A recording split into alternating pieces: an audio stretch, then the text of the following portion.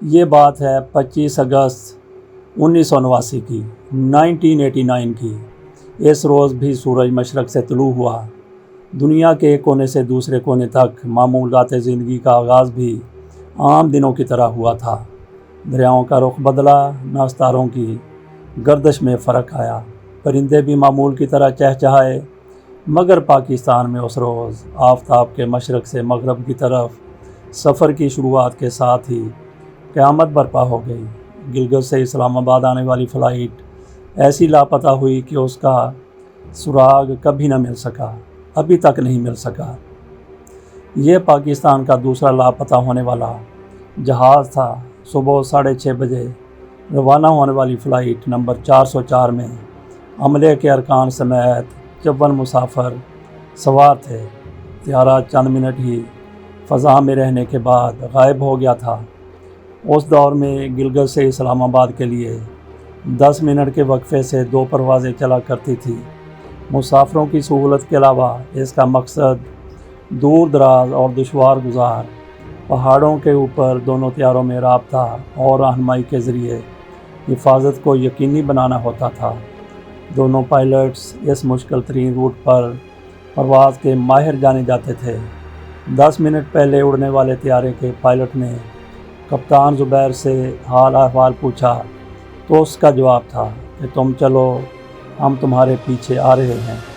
Captain S زبیر کو اس علاقے میں پرواز کرتے ہوئے 5 برس ہو چکے تھے۔ ان کے ساتھی پائلٹ احسان بلگرامی ایئر فورس سے کمرشل ایویشن کی طرف آئے تھے۔ وہ بھی پہاڑی سلسلوں پر پیچیدہ پروازوں کا وسیع تجربہ رکھتے تھے۔ صبح 7:43 کے بعد جہاز کا رابطہ اسلام آباد، پشاور، چراٹ اور مظفر آباد میں سے کسی ایئر ٹریفک کنٹرول سے نہ ہو سکا، اور نہ ہی پائلٹ نے خطرے کے اظہار کے لیے SOS کال دی، کیونکہ طیارے کے گرنے یا کہیں سے دھواں اٹھنے کی اطلاع نہیں ملی تھی۔ اس لیے مسافروں کے لواحقین کو یہ کہہ کر دل کو تسلی دیتے تھے کہ اگر جہاز اغوا بھی ہو گیا ہو، مسافر تو کم از کم محفوظ ہوں گے۔ اگلے روز افواہوں اور اندیشوں نے باقاعدہ سازشی نظریات کا روپ دھار لیا۔ چہمگوئیاں اور اندازوں کے بطن سے 3 طرح کے مفروضوں نے جنم لیا۔ ایک یہ کہ طیارے کو اغوا کے بعد سری نگر یا کابل لے جایا گیا ہے۔ دوسرے کے مطابق کسی تخریب کاری کی وجہ سے طیارہ تباہ ہو چکا ہے، اور آخری یہ کہ برفانی پہاڑوں پر فنی خرابی کی وجہ سے جہاز لاپتہ ہو گیا ہے۔ ان دنوں بے نظیر بھٹو وزیر اعظم تھیں۔ انہوں نے اس حادثے پر کابینہ کا خصوصی اجلاس طلب کیا۔ ان کی ہدایت پر تلاش کا آپریشن شروع کیا گیا۔ اقوام متحدہ کے ذریعے نو مینس لینڈ میں پاکستانی ہیلی کاپٹرز کی پروازوں کی اجازت بھی حاصل کی گئی۔ بھارت سے رابطہ کر کے تلاش میں مدد کی اپیل کی گئی۔ بھارت کی طرف سے 16 ہیلی کاپٹرز لائن آف کنٹرول کے اطراف میں ممکنہ ملبے کی تلاش میں پروازیں کرتے رہے۔ اس دشوار گزار علاقے میں زمینی تلاش کے لیے FC کے 1000 اہلکاروں کو وادیوں اور گھاٹیوں میں کھوج کا کام سونپا گیا تھا۔ طیارے کے پیٹرو گلیشیئر کی طرف دیکھے جانے کی اطلاعات نے تلاش کی ساری سرگرمیوں کو نانگا پربت پر مرکوز کر دیا۔ ان اطلاعات کا ذریعہ ایک برطانوی کوہ-پیما مس گمین تھی۔ انہوں نے بتایا، میں نے ایک جہاز کو نیچی پرواز کرتے اور بادلوں میں گم ہوتے دیکھا۔ اس کی گواہی کے بعد پیٹرو گلیشیئر تلاش کی سرگرمیوں کا مرکزی ہدف قرار پایا۔ اس دوران یہ افواہیں بھی گردش کرتی رہیں کہ طیارے نے پیٹرو گلیشیئر پر کریش لینڈنگ کی ہے اور شاید مسافر زندہ مل گئے۔ اس طیارے کی تلاش ملک کی تاریخ کا سب سے بڑا سرچ آپریشن تھا، جو 1.5 ماہ جاری رہا۔ PIA کی طرف سے 13 اکتوبر کو یہ اعلان کر دیا گیا کہ طیارہ حادثے کا شکار ہو گیا ہے اور کوئی مسافر زندہ نہیں بچ سکا۔ اپنے پیاروں کی موت کی تصدیق اور قبر کی موجودگی سے انسان کی کیفیات اور ہوتی ہیں، مگر جب سوال کسی کے گم ہونے کا ہو تو جذبات و احساسات مختلف ہوتے ہیں۔ ان کے گم ہو جانے کے احساس کو بھولنا ممکن نہیں ہوتا۔ جو لاپتہ ہوئے ان کے لواحقین پل پل مرتے ہیں، ان کی زندگی موت میں ڈھلتی رہتی ہے، روح پگھلتی رہتی ہے، امید بار آتی ہے، نہ دامن چھڑا پاتی ہے۔ جدید دور ترقی کے عروج پر پہنچی ہوئی ٹیکنالوجی کا دور ہے، جس کے ذریعے مصنوعی بارش برسا دی جاتی ہے، زلزلے برپا کر دیے جاتے ہیں۔ امریکہ میں ہزاروں میل دور بیٹھ کر افغانستان میں ایمن الظواہری کو ان کی رہائش گاہ پر نشانہ بناتے ہوئے مار ڈالا جاتا ہے، جبکہ عمارت کا شیشہ تک بھی نہیں ٹوٹتا۔ فضاؤں سے زمین کے اندر موجود سوئی تک کا سراغ لگا لیا جاتا ہے۔ وہ تو جہاز تھا، اس کی تلاش نئے سرے سے شروع کی جائے تو ممکن ہے کوئی سراغ مل جائے۔ اسی برفانی علاقے میں 1973 میں پاک فضائیہ کا C-130 طیارہ گر کر تباہ ہوا تھا، جس کا ملبہ 3 ماہ بعد برف کم ہونے کی وجہ سے مل پایا تھا۔ یہ ایک حیرت انگیز اتفاق تھا کہ پاکستانی طیارے کی گمشدگی والے دن ایک بھارتی مسافر طیارے کی 23 برس بعد ملبہ ملنے کی خبر آئی۔ 24 جنوری 1966 کو ایئر انڈیا کا بوئنگ 707 طیارہ فرانس کے علاقے ماؤنٹ بلانک کی برفیلی پہاڑیوں پر گر کر تباہ ہو گیا تھا۔ یہ جنیوا سے انڈیا آ رہا تھا۔ اس حادثے میں ہندوستان کے چوٹی کے ایٹمی سائنسدان اور بھارتی ایٹمی توانائی کمیشن کے چیئرمین ڈاکٹر ہومی جہانگیر بھابھا سمیت 117 مسافر ہلاک ہو گئے تھے۔ پہاڑوں سے برف کم ہونے کی وجہ سے 23 برسوں بعد اس کا ملبہ ملا تھا۔ ان دنوں یہ تاثر عام تھا کہ بھارتی ایٹمی پروگرام کے آگے بند باندھنے کے لیے امریکہ نے یہ جہاز مار گرایا تھا۔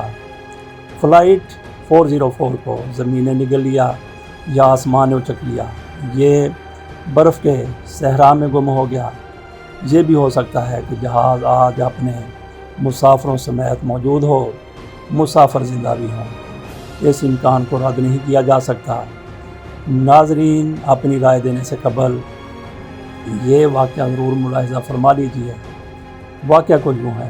دنیا کے حیرت انگیز اور پراسرار واقعات میں سے ایک واقعہ 1992 کو جنوبی امریکہ کے ملک وینزویلا کے ایئرپورٹ پر پیش آیا، جب ایک طیارہ اچانک ایئرپورٹ کی حدود میں نمودار ہوا۔ حیران کن بات یہ ہے کہ ایئرپورٹ کے کسی بھی ریڈار پر طیارے کی نقل و حرکت نظر نہیں آ رہی تھی، یعنی ریڈار طیارے کو کیچ نہیں کر پا رہے تھے۔ ایئرپورٹ کے کنٹرول روم سے طیارے کے پائلٹ سے رابطہ کیا گیا۔ رابطہ قائم ہونے پر کنٹرول روم سے طیارے کے پائلٹ کی آواز سنائی دی، ہم کہاں ہیں؟ کنٹرول روم کے منتظمین کے مطابق پائلٹ کی آواز گھبرائی ہوئی تھی اور خوفزدہ تھی۔ سراسیما پائلٹ کو بتایا گیا کہ آپ اس وقت وینزویلا کے ایئرپورٹ کی حدود میں ہیں۔ پائلٹ کی طرف سے خاموشی چھا گئی۔ دوبارہ رابطہ کرنے پر جہاز کے پائلٹ نے بتایا کہ ان کی فلائٹ نے نیو یارک ایئرپورٹ سے میامی کے لیے اڑان بھری تھی۔ اس کے ساتھ حملے کے 4 افراد کے علاوہ 57 مسافر سوار ہیں اور انہیں 2 جولائی 1955 کو 9:50 پر میامی ایئرپورٹ پر لینڈ کرنا تھا۔ ناظرین، یہاں ایک لمحے کے لیے توقف کیجیے۔ 1992 میں وہ کال کر رہے ہیں، بتا رہے ہیں کہ انہیں 2 جولائی 1955 کو 9:50 پر میامی ایئرپورٹ پر لینڈ کرنا تھا۔ پائلٹ کے اس انکشاف پر کنٹرول روم میں گہری خاموشی چھا جاتی ہے اور سب لوگ ایک دوسرے کا منہ دیکھنے لگتے ہیں۔ طیارے کو اترنے کی اجازت دیتے ہوئے کنٹرول روم نے پائلٹ کو بتایا کہ آج اکتوبر 1992 ہے اور آپ اس وقت جنوبی امریکہ کے ملک وینزویلا کے ایئرپورٹ پر لینڈ کر رہے ہیں، جس کے جواب میں پائلٹ کی خوفزدہ آواز سنائی دی، اوہ میرے خدا! کنٹرول روم کے مطابق پائلٹ نے واضح طور پر ٹھنڈی آہیں بھری، تاہم اور کوئی بات نہیں کی۔ طیارے کو نہایت مہارت سے رن وے پر اتار دیا گیا۔ اس دوران پائلٹ اپنے ساتھی کو پائلٹ سے کہتا ہے، اوہ جنی، یہ سب کیا ہو رہا ہے؟ یقیناً بہت کچھ غلط ہوا ہے۔ اسی دوران پائلٹ کو کہا جاتا ہے کہ آپ اطمینان رکھیں، آپ کی مدد کی جائے گی، جس کے جواب میں پائلٹ نے کہا کہ انہیں کسی مدد کی ضرورت نہیں۔ اسی دوران گراؤنڈ کریوز کی گاڑیاں جہاز کی طرف بڑھنے لگیں، لیکن پائلٹ نے چیخ کر کہا، ہمارے قریب مت آنا، ہم جا رہے ہیں۔ گراؤنڈ کے کریوز کے مطابق طیارے کے پائلٹ نے کاکپٹ کی کھڑکی کھول کر انہیں ہاتھ کے اشارے سے دور رہنے کا اشارہ کیا۔ پائلٹ کے ہاتھ میں کوئی فائل پکڑی ہوئی تھی اور طیارے کے مسافروں کے خوفزدہ چہرے کھڑکیوں سے چپکے ہوئے تھے۔ اسی دوران طیارے نے تیزی سے اڑان بھری اور بادلوں میں غائب ہو گیا۔ اس تمام کارروائی کا ریڈار پر کوئی ریکارڈ موجود نہیں، لیکن کنٹرول روم اور گراؤنڈ کریوز کے بہت سے افراد کی ناقابل تردید شہادتوں اور کنٹرول روم میں پائلٹ کے ساتھ ہونے والی گفتگو کی ریکارڈنگ ایسے ثبوت ہیں جنہیں جھٹلایا نہیں جا سکتا۔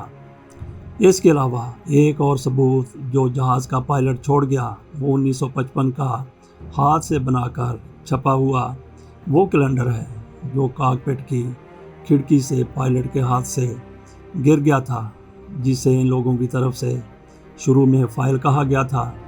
یہ فائل یا یہ کیلنڈر آج بھی محفوظ ہے۔ اس طیارے کا آج تک دوبارہ کوئی پتہ نہیں چل سکا۔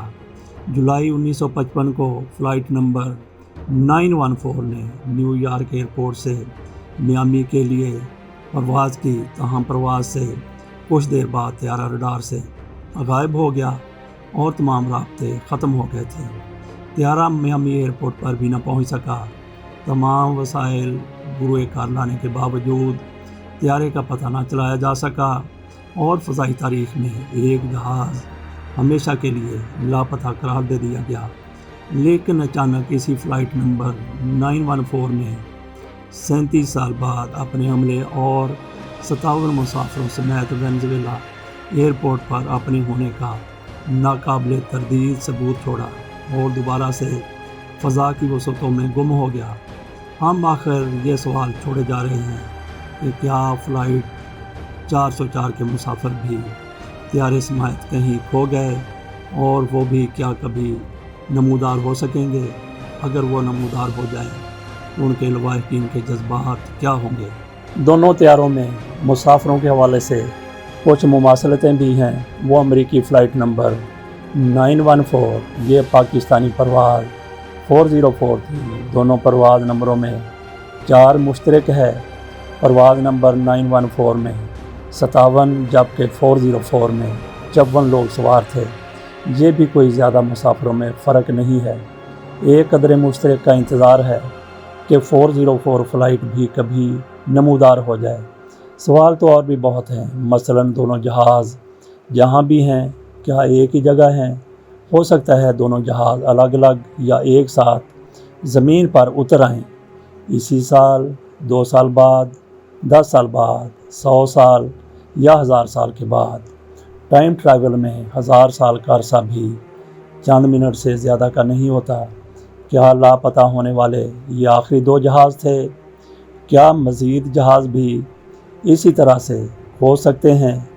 جن لوگوں تک ہماری بات پہنچ رہی ہے وہ خبردار ہیں کہ 50 سے 60 کے مسافروں والے طیارے لاپتہ ہوئے تھے۔